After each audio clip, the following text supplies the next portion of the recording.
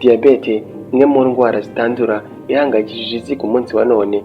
Ibi kandi ni mu gihe kuko ishyirahamwe mpuzamahanga ryita ku babana na diyabete muri 2021 ryaboneye ko ku isi hose abakuze, ni ukuvuga abari hagati y'imyaka 20 na 79 bangana na miliyoni 537 bafite diyabete. Umwe mu bantu 10 bahagararanye abafite diyabete.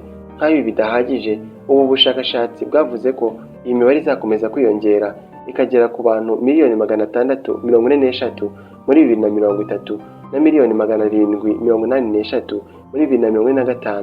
Diyabete indwara isobanurwa nk'igaragara iyo isukari yo mu maraso y'umuntu irengeje igipimo gikwiye bitewe n'uko umusemburo wa insuline utakivurwa ari mukeya cyangwa se umubiri utari gukoresha uko bikwiye. Indwara ifite ubwoko butatu, bumwe muri bwo bukaba butaramenyekanaho byinshi nk'uko twebwe mu kiganiro twakoze kuri diyabete. Muri comment muragisangamo. Muri rusange, diyabete ni indwara idakira, nyamara ishobora kwitabwaho hakoreshejwe imiti cyangwa se guhindura uburyo bw'imibereho. Niba ari uko bimeze, abantu bose twavuze mu mibare twatangiranye haruguru babayeho bate? Ko twumvise ko imibare ikomeza kwiyongera. Ubushakashatsi mu ikoranabuhanga bwatanze ibihe bisubizo ngo abana na diyabete bashobore kwikurikirana no gushyira isukari yabo ku murongo. Ngiyi ingingo y'uyu munsi tugiye kuganiraho twifashishije ubushakashatsi bukomatanyije dusanga kuri murandasi.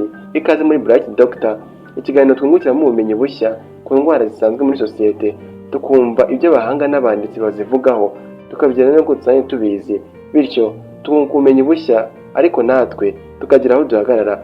Njye turi kumwe ndi Biramahire Iberi. Ikaze.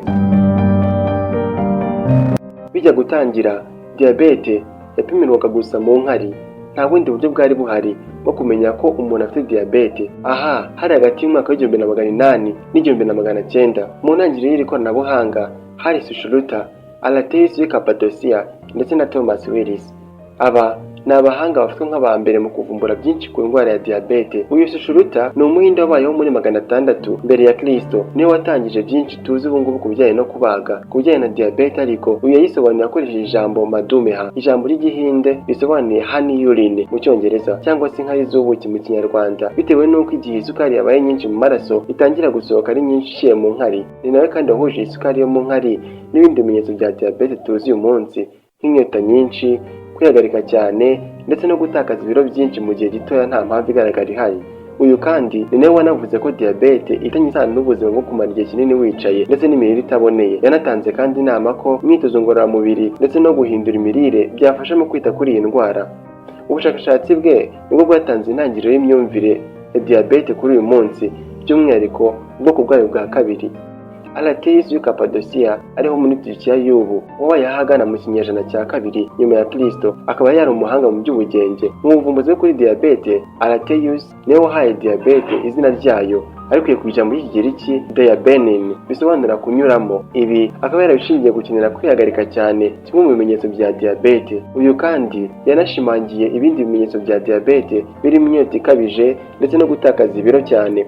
Ubushakashatsi bwe bwafashije cyane mu kumva neza indwara ya diyabete. Thomas Willis, umuhanga mu by'ubugenge w'umwongereza wabayeho mu kinyejana cya 17, mu 1674 yakoze ubushakashatsi ku nkari z'umuntu wari ufite diyabete, asanga ziba ziryohera. Ibi ariko n'ubundi ngo byari byaranditswe kera mu bitabo byo mu Misiri, mu Buhinde no mu Bushinwa. Gusa icyo Thomas Willis we yakoze ni uko nyuma yo kongera kubivumbura yahise yongera izina mellitus kuri diyabete, izina mu rurimi rw'Ikilatini risobanuye honey sweet cyangwa se ubuki buryohereye, nuko biba diabetes mellitus. Izina diyabete ifite ubu nk'indwara irangwa no gukenera kwihagarika cyane kandi inkari zikaba ziryohereye zifitemo isukari. Ubu bushakashatsi bwe bwatumye diabetes mellitus byoroha kuyitandukanya n'ubundi burwayi bwarangwa no kwihagarika cyane. Byatanze kandi intangiriro mu kumva ko indwara ya diyabete ifitanye isano n'uburyo isukari ikoreshwa mu maraso, aho kuba ari indwara y'impyiko nk'uko babitekerezaga mbere, babitewe no kwihagarika cyane k'umuntu yirwaye. Ntibyatinze kandi mu 1776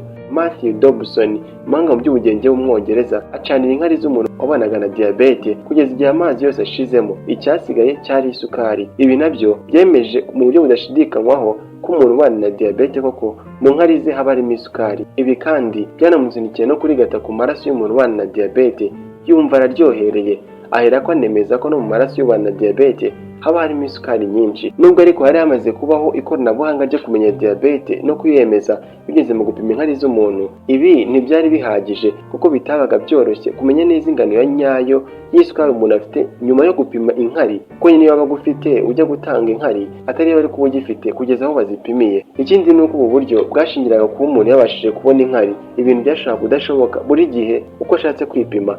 Ubu buryo bwari bugoye.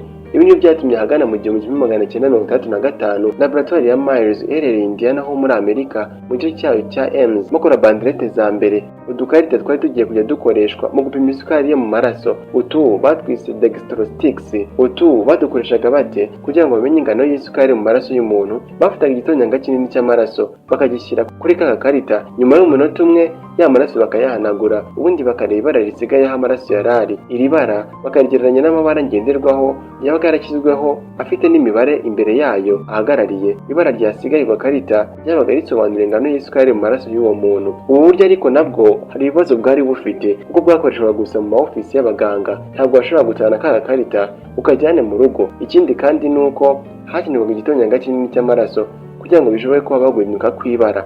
Bitari ibi gusa kandi kuko ibisubizo byatangwaga byabaga biri hagati na hagati, bitabaga byoroshye kwemeza neza isukari ya nyayo umuntu afite mu maraso. Mu rwego rwo gukuraho zimwe muri izi mbogamizi, mu 1970 iyi laboratoire ya Myers yakoze imashini yari igiye kujya yakira twa dukarita kugira ngo yerekane ingano y'isukari umuntu afite mu maraso mu buryo bwuzuye. Iyi yiswe Ames reflectance meter. Uburyo yakoraga, bafataga ka gakarita n'ubundi bagashyiraho amaraso, nyuma y'umunota bakagahanagura ka gakarita, noneho bagashyira muri ya mashini ikarekura urumuri rukagenda rukagera kuri ka gakarita bashyizemo, ubundi rukagaruka. Mu kugaruka iyi mashini yapimaga ingano y'urumuri rugarutse. Ingano yabaga ishingiye ku ibara ryatanzwe n'amaraso kuri ka gakarita, ibara kandi yabaga rishingiye ku ngano y'isukari mu maraso. Ingano y'urumuri niyo noneho iyi mashini yahinduragamo ibimenyetso by'amashanyarazi bigaragara nk'imibare. Icyari gihindutse ahangaha ni uko byibuze imibare yatangwaga n'iyi mashini yashoboraga kuba yakwizerwa atari nka mbere ku gakarita konyine. Nubwo ariko iyi mashini hari ibyo yari ikemuye, yari nini kuko yapimaga ikiro kimwe n'amagarama 2 kandi yari ihenze. Ibi bigatuma itakoreshwa ahandi hatari kwa muganga. Mu kugerageza gukuraho imbogamizi zose iyi mashini ya Ames reflectance meter yari ifite, mu mpera z'1970 ndetse no mu ntangiriro z'1980 hatangiye gukorwa noneho bandelete cyangwa se udukarita dutanga ibisubizo ku buryo bwihuse. Haje izitwa electrochemical. Izi ntizari zikeneye noneho gukoresha uburyo bw'ibara, ahubwo igitonyanga cy'amaraso cyashyizwe ku gakarita cyo ubwacyo kigatanga ibimenyetso by'amashanyarazi bingana neza n'ingano y'isukari mu maraso. Imashini noneho igasoma ibimenyetso by'amashanyarazi ikabihinduramo imibare mu masegonda makeya. Ibi byahise bikuraho gutegereza umwanya munini kugira ngo ubone ibisubizo, ndetse byongera ukuri kw'imibare itangwa n'imashini. Ikindi kandi ni uko udukarita dushyashya two twasabaga amaraso makeya ugereranyije n'utwa dextrosticks. Ntibyatinze kandi mu 1980 hatangiye kuza noneho imashini zisumbuye kuri Ames reflectance meter, nibwo izizwi nka AccuCheck na One Touch zaje. Izi uretse kuba zari ntoya ushobora kuyitwara umufuka kandi zitari ziremereye nka reflectance meter, zari zinafite ubushobozi bwo gutanga ibisubizo mu gihe kiri munsi cyane y'umunota umwe. Ikindi kandi ni uko zari zifitemo ikoranabuhanga rizemerera ko igihe igitonyanga cy'amaraso cyabaze kugera ku gakarita zigisoma neza ku buryo imibare iri butangwe iba ari iya nyayo koko. Ibi byarakomeje ku buryo kugira ngo 1990 imashini n'udukarita byakorwaga byashobora gutanga ibisubizo hagati y'amasegonda 5 ndetse n'10. Izi mashini n'uyu munsi turazikoresha.